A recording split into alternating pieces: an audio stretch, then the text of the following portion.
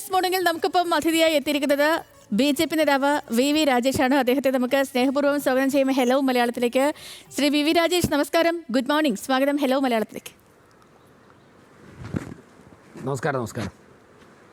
Shri VV Rajesh, നമുക്ക് ഈ എല്ലാ ദിവസവും പോലെ അല്ല ഇന്നത്തെ ഒരു ദിവസം. അത്രമേലൊരു ദുഃഖത്തിലും ഞെട്ടലിലും ഒക്കെയാണ് നമ്മൾ പഹൽഗാമിലെ ഈ ഭീകരാക്രമണവുമായി ബന്ധപ്പെട്ട്. അതിൽ നിന്ന് തന്നെ നമുക്ക് തുടങ്ങാം. ശ്രീ VV രാജേഷ്.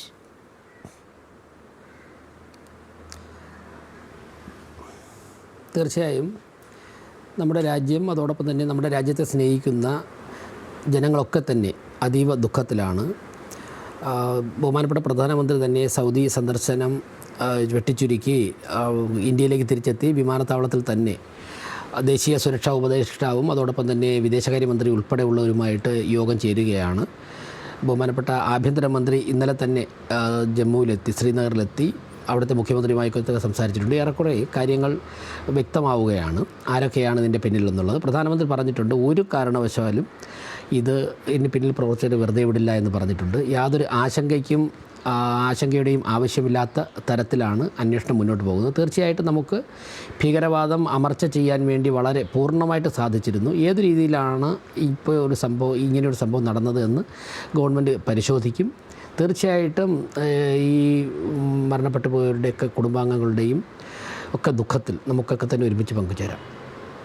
തീർച്ചയായും. ശ്രീ VV രാജേഷ്, ഇനി നമ്മൾ സംസ്ഥാന രാഷ്ട്രീയത്തിലേക്ക് വന്നാൽ BJPയിലേക്ക് വരികയാണെങ്കിൽ പുതിയ നേതൃത്വമാണ് BJPക്ക്. രാജീവ് ചന്ദ്രശേഖരൻ്റെ നേതൃത്വത്തിലുള്ള ഈ പുതിയ BJP പ്രവർത്തനം അത് എങ്ങനെയാണ്? നല്ല രീതിയിൽ പുരോഗമിക്കുന്നു അല്ലേ?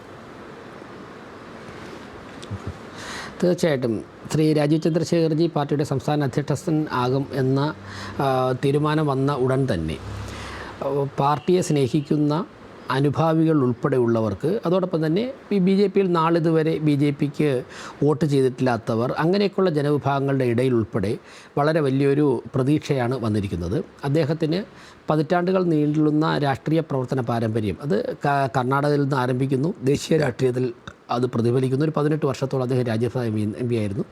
കേന്ദ്രമന്ത്രി എന്നുള്ള നിലയ്ക്ക് ഏറ്റവും നന്നായിട്ട് പെർഫോം ചെയ്ത കേന്ദ്രമന്ത്രിമാരിൽ ഒരാളാണ് അദ്ദേഹം. അപ്പോൾ അത്തരത്തിലൊക്കെയുള്ള ഒരു ദൈനംദിന രാഷ്ട്രീയ പ്രവർത്തനത്തിൽ മാത്രം നിൽക്കുന്ന ഒരു വ്യക്തിക്ക് അപ്പുറമുള്ള കഴിവുകളുള്ള ഒരു വ്യക്തിയെ കേരളത്തിലേക്ക് ലഭിക്കുമ്പോൾ BJPയുടെ സുശക്തമായ സംഘടന അടിത്തറ കൂടിയാകുമ്പോഴേക്കും കേരളം പ്രതീക്ഷിക്കുന്ന വളർച്ച കൈവരിക്കാൻ സാധിക്കും ശ്രീ രാജീവ് ചന്ദ്രശേഖരൻ്റെ നേതൃത്വത്തിലൂടെ, BJPയിലൂടെ എന്ന് വിശ്വസിക്കുന്ന വലിയൊരു വിഭാഗം ജനങ്ങളുണ്ടെന്നുള്ള പ്രതീക്ഷയിലാണ് ഞങ്ങൾ. അദ്ദേഹം ഇപ്പോൾ ജില്ലയിൽ സംസ്ഥാന അധ്യക്ഷനായതിനു ശേഷമുള്ള യാത്ര നടക്കുകയാണ്. പാർട്ടി പ്രവർത്തകരെയും അനുഭാവികളെയും ഒക്കെ കണ്ടുള്ള യാത്ര നടക്കുകയാണ്. വളരെ നല്ല പ്രതീക്ഷയിലാണ് ഞങ്ങൾ.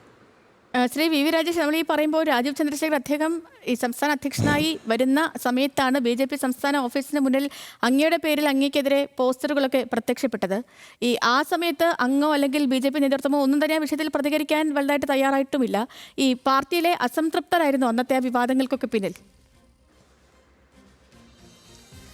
അല്ല, അതിലിങ്ങനെയുള്ള കാര്യങ്ങളൊന്നും അനാവശ്യമായിട്ടുള്ള എപ്പോഴുള്ള പ്രതികരണത്തിൻ്റെ ഒന്നും ആവശ്യമില്ല.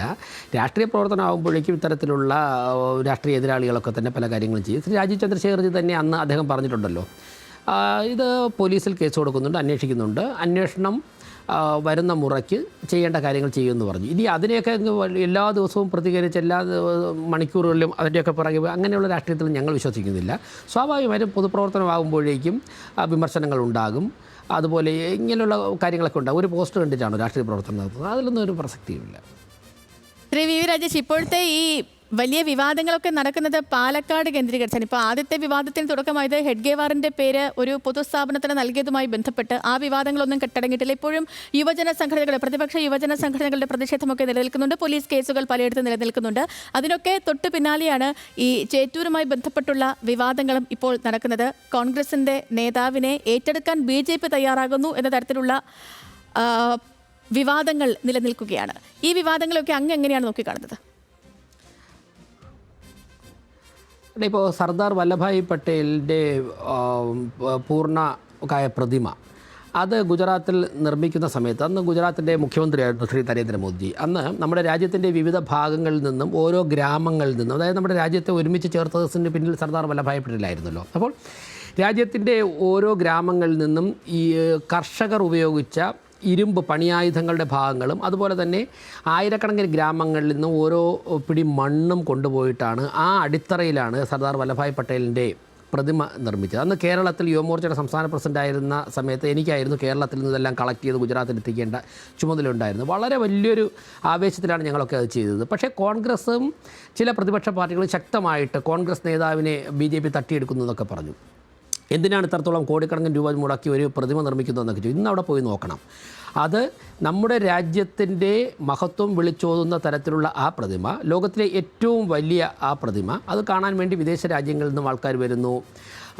ഇന്ത്യയുടെ പാരമ്പര്യത്തിൽ അഭിമാനിക്കുന്നവർ വരുന്നു. അതോടൊപ്പം തന്നെ ആ സംസ്ഥാനത്തിനും അവിടുത്തെ സാധാരണക്കാരായ ജനങ്ങൾക്ക് വളരെ വലിയൊരു വരുമാന സ്രോതസ്സായും കൂടി അത് മാറിയിട്ടുണ്ട്. ഇപ്പോൾ ചേറ്റൂർ ശങ്കരൻ നായരെ സംബന്ധിച്ചിടത്തോളം ഏറ്റവും പ്രശസ്തനായ ഒരു സ്വാതന്ത്ര്യ സമര സേനാനി, അദ്ദേഹത്തിൻ്റെ വീട്ടിലേക്ക് പോകാൻ വഴി പോലും ഇല്ല എന്നാണ് അറിയുന്നത്.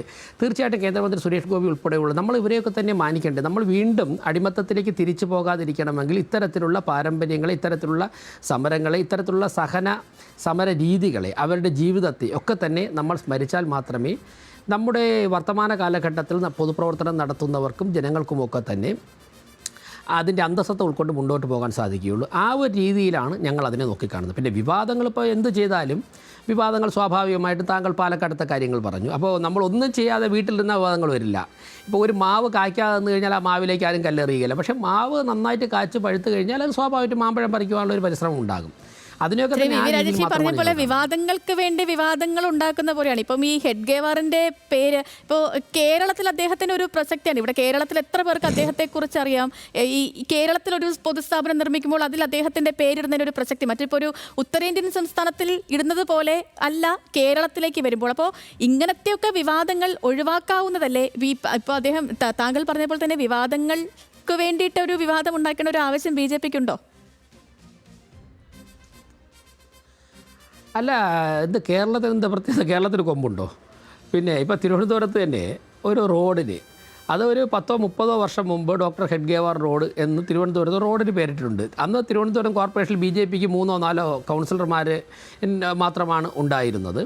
അന്നിട്ടിട്ടുണ്ട് എത്രയോ വർഷങ്ങൾക്ക് മുമ്പ്. ഞങ്ങളല്ല ഭരണസമിതി, ഞങ്ങളായിരുന്നില്ലല്ലോ, അന്നിട്ടിട്ടുണ്ട്. പിന്നെ ഉത്തരേന്ത്യയിൽ കുറിച്ച് താങ്കൾ പറഞ്ഞു, കേരളം അതിൽ നിന്ന് മാറിയിടക്കുന്ന സ്ഥലമാണ്. നമ്മൾ അതല്ല കാണേണ്ടത്. പാലക്കാട് നഗരസഭ ഭിന്നശേഷിക്കാരായ കുട്ടികൾക്ക് വേണ്ടി ഉണ്ടാക്കിയിട്ടുള്ള ഒരു പ്രസ്ഥാനമുണ്ട്. അതിൻ്റെ മഹത്വം, ഇപ്പോൾ അങ്ങനെയുള്ള കുഞ്ഞുങ്ങൾ ഉള്ള വീട്ടുകാർ അനുഭവിക്കുന്ന വേദന അവർക്കൊരാശ്വാസമായിട്ട് പാലക്കാട് മുനിസിപ്പാലിറ്റി മുൻകൈ എടുത്തൊരു പ്രസ്ഥാനം രൂപീകരിക്കുമ്പോഴേക്കും ആ പ്രസ്ഥാനത്തിന് വിവാദത്തിലാക്കുന്നവരാണ്. ഇപ്പോൾ ആദ്യമായിട്ട് ഒരാൾ MLA ആയി അതിൻ്റെ സാന്നിധ്യം അറിയിക്കുവാൻ വേണ്ടി സാധാരണക്കാരായ ജനങ്ങളുടെ വേദന മനസ്സിലാക്കാതെയുള്ള ഈ വിവാദമാക്കലും ഈ പെരുമാറ്റവും ഒക്കെ തന്നെ അടിസ്ഥാനരഹിതമാണെന്ന് പാലക്കാട്ടെ ജനങ്ങൾ തന്നെ തിരിച്ചറിയും. അതുകൊണ്ട് അതിലൊന്നും യാതൊരു പ്രസക്തിയും ഞങ്ങൾ കാണില്ല, വിവാദത്തിലൊന്നും. ശരി, ശ്രീ VV രാജേഷ്, ഇനി അങ്ങയോട് ഒരുപാട് കാര്യങ്ങൾ ചോദിക്കുന്നുണ്ട്. പക്ഷേ ഈ പെഹൽഗാമിലെ വിഷയങ്ങൾ അതിൽ കൂടുതൽ അപ്ഡേറ്റുകൾ വരുന്നത് കൊണ്ടും ആ വിഷയം മറ്റൊരു തലത്തിലേക്ക് മാറുന്നത് കൊണ്ടും മാത്രമാണ്. വളരെയധികം നന്ദി ശ്രീ VV രാജേഷ്, നമുക്കിപ്പം പങ്കെടുത്തതിന്, ഹലോ മലയാളത്തിൽ പങ്കെടുത്തതിന്. അങ്ങേക്ക് നല്ലൊരു ദിവസം ആശംസിക്കുന്നു. നന്ദി.